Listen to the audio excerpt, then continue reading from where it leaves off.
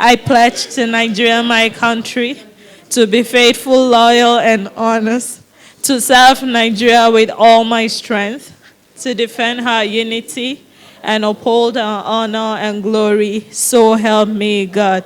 The Nigerian Fact Checkers Coalition has warned politicians against the use of misinformation ahead of the 2023 general elections. At the 2022 conference titled Nigerians 2023 Election, Curbing Information Disorder held in Abuja on Tuesday, the group called on those seeking elective positions to be truthful and factual in their campaigns. So we all have our work cut out for us as we inch towards D-Day. And that work cannot be just us fact-checking every single false claim or suspicious claim that we find. It has to be a lot more strategic than that. It has to really get to the heart of what are the networks, what are the sources, what are the types of misinformation that we see or can expect. A representative of the coalition and executive director of the International Center for Investigative Reporting, Dayo Ayaton, in his opening remarks raised concern over state-sponsored misinformation. So we are at a moment in our country that could be decisive.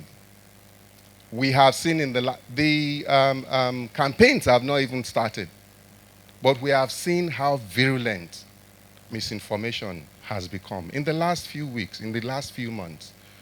A couple of days ago, the ICIR Fact Check Hub published a report, a fact check, calling out a minister in this government. And so we are seeing state-sponsored, subtle and non-subtle, state-sponsored misinformation. That is very dangerous. Meanwhile, representatives of the U.S. Embassy in Abuja and MacArthur Foundation stressed that all hands be on deck in the fight against misinformation and disinformation. There is truth and there are lies. Lies can be told for power and for profit, and each of us has a duty and responsibility to defend the truth and to defeat the lies. The experts that disinformation and misinformation thrive in interconnected communities that are emotionally charged and divided over certain issues. And you know what that means. That means that in Nigeria's wide open media environment, with the upcoming national election, with the growing security concerns, the coming months are truly fertile ground for the spread of disinformation.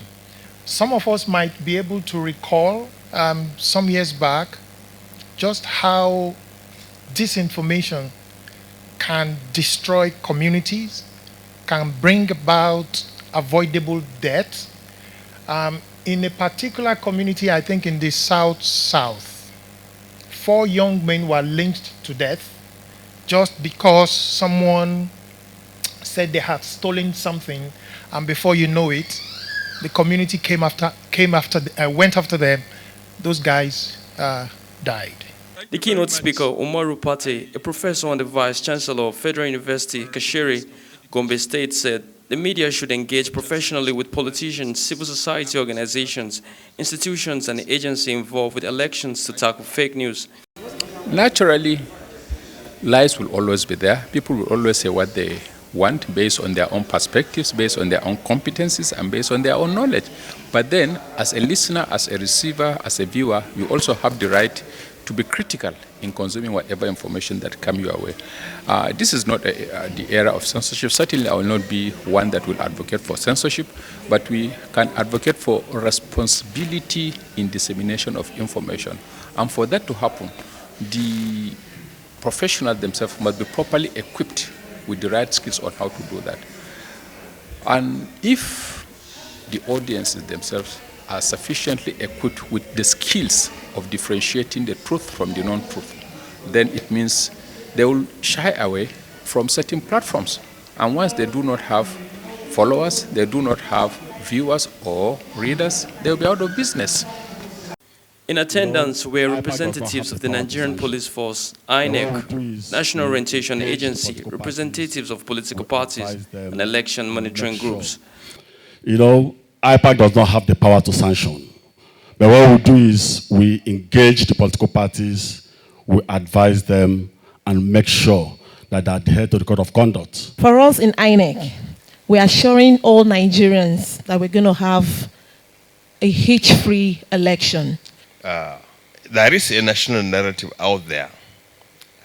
For example, ingrained in our national symbols, if you go through the words of the national anthem, that is truly a national narrative.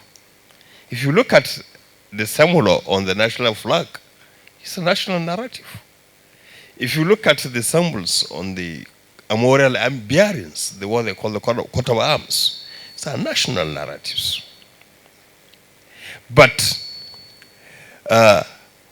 what you cannot do to a citizen or to a country is to legislate, like I said, to legislate patriotism. Every citizen have freedom of expression, freedom to assembly, but there is, you have to know when your freedom of expression does not, particularly in Nigeria now, when we have a lot of challenges that has to do with trust, like D2 said about trust and the issues of intolerance. So every citizen have the right to know at what point does those your right as enshrined in the chapter 14 of the Nigerian Constitution, your fundamental human right, at what time do you don't overstep the bounds? So to make sure that there is law and order, to make sure that there is social order, the police as an instrument of social control will always intervene to make sure that we don't have a Rwanda situation. So we will always continue to give citizens confidence that the institution of the state, like the Nigerian police, is still alive in the responsibility. So anytime we receive complaint that you, Abdul Malik, have insulted, Abdulaziz have insulted Kalu Chijioke in a manner that is against the law, you will be arrested and you'll be investigated, and if possible, you will be charged to court.